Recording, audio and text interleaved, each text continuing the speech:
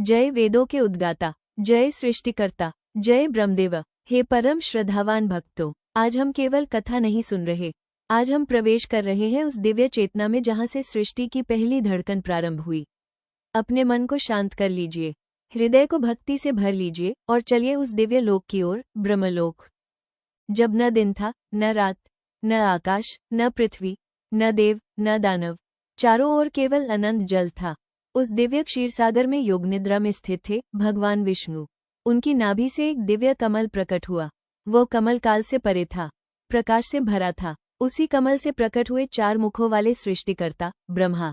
4 मुख, 4 वेद, 4 दिशाएं, 4 युगों का ज्ञान। नेत्र खुलते ही ब्रह्मा जी ने स्वयं को अकेला पाया। नीचे जल, ऊपर शून्य, चारों ओर मौन। उनके हृदय से प्रश्न उठा, मैं कौन हूँ? तभी दिव्य वाणी गूंजी। तप, हजारों दिव्य वर्षों की तपस्या के बाद उनके भीतर ज्ञान का प्रकाश प्रकट हुआ। ऋग्वेद, यजुर्वेद, सामवेद और अथर्ववेद उनके मुख से प्रवाहित हुए और तब उन्हें सृष्टि रचना का आदेश मिला। ब्रह्मा जी ने अपने मन से प्रजापतियों को उत्पन्न किया, मरीचि, अत्रि, अंगिरा, पुलस्त्य, पुल, क्रतु, वशिष्ठ। फिर मनु और शत्रुपा की उत्पत्ति हुई। उनसे मानव जाति का विस्तार हुआ। देवता, दानव, गंधर्व, यक्ष सबकी उत्पत्ति ब्रह्मा से हुई। परंतु सृष्टि के मध्य एक अद्भुत घटना घटी। ब्रह्मा जी ने अपने मन से 4 दिव्य कुमार उत्पन्न किए, सनक, सनंदन, सनातन और सनई कुमार। वे सदैव 5 वर्ष के बालक के समान रहे, परंतु उनके ज्ञान की गहराई ब्रह्मांड से भी अधिक थी। उनके मुख से निरंतर ओम का उच्चारण होता था। उनकी दृष्टि में वैराग्य और हृदय में परम शांति थी। ब्रह्मा जी ने उनसे कहा, हे पुत्रों, सृष्टि का विस्तार करो, जीवों की उत्पत्ति करो, संसार को आगे बढ़ाओ। चारों कुमार हाथ जोड़कर विनम्र स्वर में बोले, हे पितामह, हम संसार के बंधनों में नहीं बंधेंगे। हम न विवाह करेंगे, न गृहस्थ जीवन अपनाएंगे। हम केवल परम सत्य की खोज करेंगे। हम केवल भक्ति और ब्रह्मज्ञान का मार्ग चुनेंगे। उनकी वाणी में दृढ़ता थी, परंतु अहंकार नहीं। क्षण भर के लिए ब्रह्मा जी के मन में क्रोध उत्पन्न हुआ। उस क्रोध से उनके भ्रूमध्य से प्रकट हुए रुद्र, शिव का उग्र स्वरूप। तभी ब्रह्मा जी को आत्मबोध हुआ। उन्होंने समझा, सृष्टि केवल जनसंख्या नहीं, सृष्टि केवल शरीरों की उत्पत्ति नहीं, सृष्टि संतुलन है। यदि सब गृहस्थ होंगे तो ज्ञान कौन धारण करेगा? यदि सब वैरागी होंगे तो संसार कैसे चलेगा? 4 कुमारों ने संसार को त्याग कर वैराग्य की ज्योति जलाई।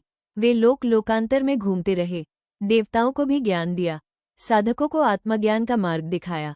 एक बार चारों कुमार वैकुंठ पहुंचे। द्वारपालों ने उन्हें बालक समझकर रोक दिया। तब उनके तेज से लोग कांप उठे और स्वयं भगवान प्रकट हुए। उन्होंने कुमारों का सम्मान किया। इस घटना ने सिद्ध कर दिया, महानता आयु से नहीं, ज्ञान से होती है। ब्रह्मा जी ने हर्षपूर्वक कहा, हे पुत्रों, तुमने मुझे भी शिक्षा दी। सृष्टि का संतुलन ज्ञान और कर्म दोनों से बना रहता है। एक ब्रह्मा का एक दिन मतलब 4 अरब 32 करोड़ वर्ष। उनके दिन में सृष्टि प्रकट होती है, उनकी रात्रि में सृष्टि लीन हो जाती है। 100 वर्ष पूर्ण होने पर महाप्रलय होता है, तब ब्रह्मलोक भी समाप्त हो जाता है। परंतु जो आत्मा ब्रह्मज्ञान प्राप्त कर ले, वो परमधाम को प्राप्त होती है। चलिए जानते हैं इस कथा से हमें क्या सीख लेनी चाहिए। तपस्या से ज्ञान, ज्ञान से संतुलन, संतुलन से सृष्टि और भक्ति से मुक्ति। जीवन क्षणभंगुर है। धन, पद, यश सब यहीं रह जाते हैं, परंतु भक्ति और ज्ञान आत्मा के साथ चलते हैं।